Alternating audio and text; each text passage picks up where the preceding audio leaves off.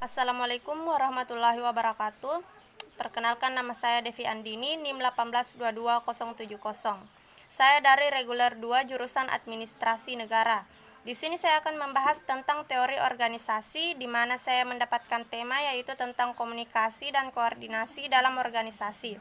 Sesuai dengan tema yang saya dapat, di sini pertama-tama saya akan membahas tentang pengertian komunikasi. Yang pertama yaitu menurut Kamus Besar Bahasa Indonesia, komunikasi adalah pengiriman dan penerimaan pesan atau berita antara dua orang atau lebih, sehingga pesan yang dimaksud dapat dipahami.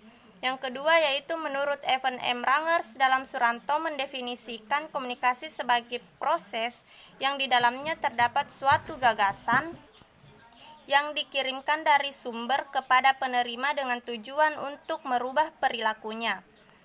Masih banyak lagi pengertian komunikasi menurut para ahli, dan di sini saya hanya menyimpulkan berdasarkan pengertian di atas saja. Maka komunikasi adalah suatu proses penyampaian pesan atau informasi dari seseorang kepada orang lain, baik secara verbal maupun secara nonverbal.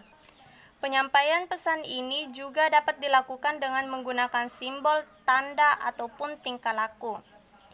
Selanjutnya yang kedua yaitu tentang unsur-unsur komunikasi. Unsur-unsur komunikasi ada yang pertama sumber semua peristiwa, yang kedua pesan-pesan, yang ketiga media-media, yang keempat penerima-penerima, yang kelima pengaruh atau efek, dan yang terakhir adalah lingkungan.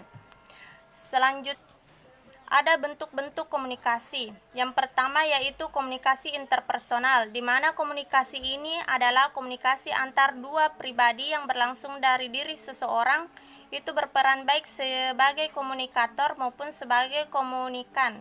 Yang kedua yaitu komunikasi antarpersonal. Komunikasi antarpersonal adalah proses pengiriman dan penerimaan pesan-pesan antar dua orang atau antara sekelompok kecil orang-orang dengan beberapa efek, dengan beberapa umpan balik seketika.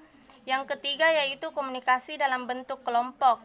Yang keempat ada komunikasi massa, di mana komunikasi massa ini adalah produksi dan distribusi secara institusional dan teknologis dari sebagian besar aliran pesan yang dimiliki beberapa secara berkelanjutan dalam masyarakat industri.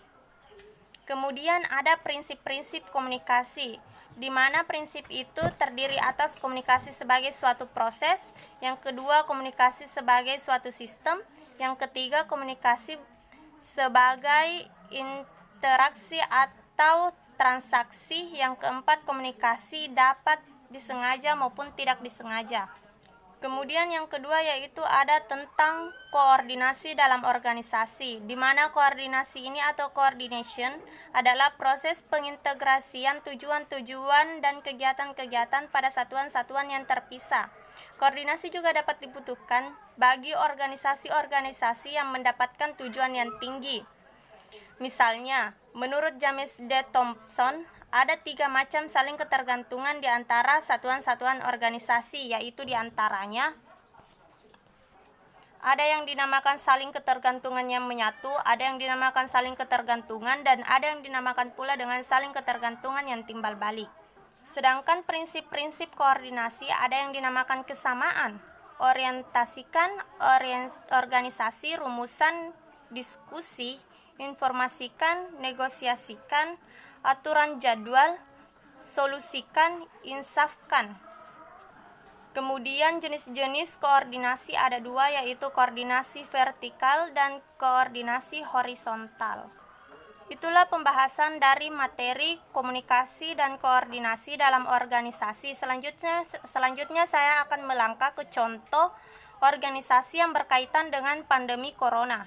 Salah satu contoh yang berkaitan dengan pandemi corona menurut saya yaitu contoh organisasi Muhammadiyah, di mana organisasi Muhammadiyah ini cenderung menerapkan strategi untuk menggerakkan semua sumber daya Muhammadiyah untuk mencegah penyebaran COVID-19. Di mana hal ini dilakukan supaya sekolah dan perguruan tinggi menjadi fokus dari upaya Muhammadiyah tersebut. Upaya ini juga sengaja dilakukan agar komunikasi dan koordinasi dalam organisasi tidak menjadi krisis informasi karena adanya pandemi COVID-19 di negara kita ini. Maka dari itu, ada berbagai macam tindakan yang dilakukan Muhammadiyah seperti menyelenggarakan Rekornas Kesehatan dalam waktu dekat, penanganan berbasis keluarga melalui program Pasmina atau pelayanan remaja sehat milik Naisyatul Asisah, serta edukasi pola hidup bersih dan sehat atau PHBS. Di sini organisasi Muhammadiyah sangat berkaitan dengan pandemi COVID-19 karena organisasi ini terus mengoptimalkan perannya agar tetap terjalin komunikasi dan koordinasi dalam setiap organisasi. Bahkan organisasi Muhammadiyah menerapkan beberapa peraturan ketika melakukan perkumpulan, contohnya berkumpul di masjid. Itu salah satu contohnya. Di sini para jamaah harus mengikuti aturan seperti membiasakan membawa sajadah sendiri, menyempurnakan cuci tangan sesuai dengan prosedur selain menyempurnakan wudhu, dan menyarankan jamaah yang sakit agar tidak ke masjid dahulu. Dan terakhir yaitu tetap menggunakan masker ketika pergi berjamaah atau pergi ke musola, karena ke musola adalah tempat berkerumunan atau tempat adanya massa. Semua hal ini dilakukan oleh organisasi Muhammadiyah, tujuannya yaitu bisa melakukan perkumpulan misalnya seperti sholat berjamaah, tetapi tetap menjaga jarak aman sehingga terhindar atau terputus dari penyebaran COVID-19. Sekian dan terima kasih. Itulah penjelasan dari saya. Wabillahi taufik wal hidayah. Assalamualaikum warahmatullahi wabarakatuh.